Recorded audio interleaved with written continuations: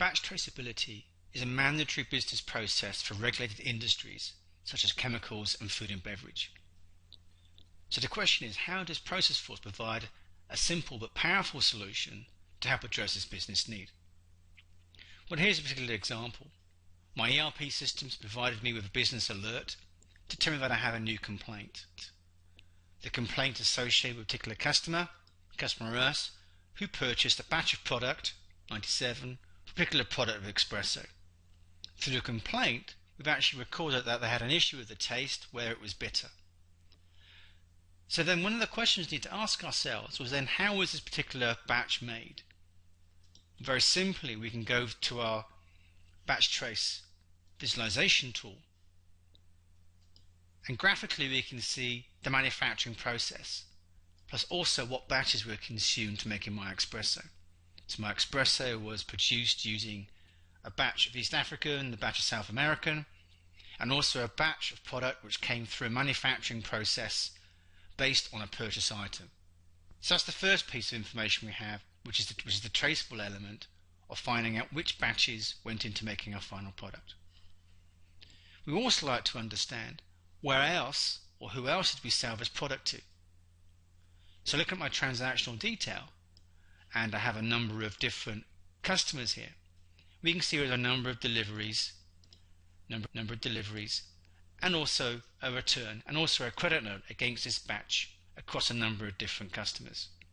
We also have the complaint, which we just looked at just now, but also we have the manufacturing order number, which is product was produced against, number 86.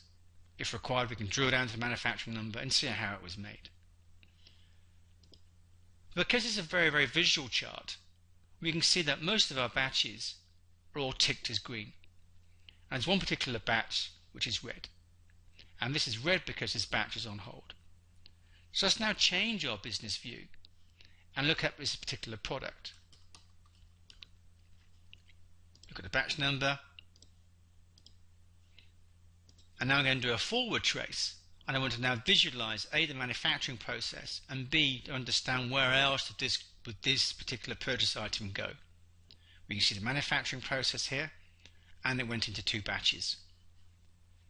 To understand a little bit more about this particular batch, again we can drill down to the transactional detail, and we can see that this item was purchased against this particular business partner, and we can drill down to particular goods receipt and also then the purchase order, so we know who we bought it from and when. We have the purchase goods receipt went to a manufacturing order, as we can see this line here, but also then we have some quality control test information for this particular batch against this particular supplier. So let's drill down to the transactional detail and see what the results are. We can easily identify that this particular batch failed, and it failed because it failed 2 particular tests. It failed an odor test and a taste test. The desired result was supposed to be fruity, but in the end of the day the result came back as odorless and bitter. And because we have bitter recorded here, this may be the base reason why our customers complain that the espresso that they purchased had a bitter taste. So there's a good example of how ProcessForce is simple and easy to use, but able to answer that question of what batch went into what product and where, who did I sell it to, where did I buy it from, and all of my traceability transactions associated with that.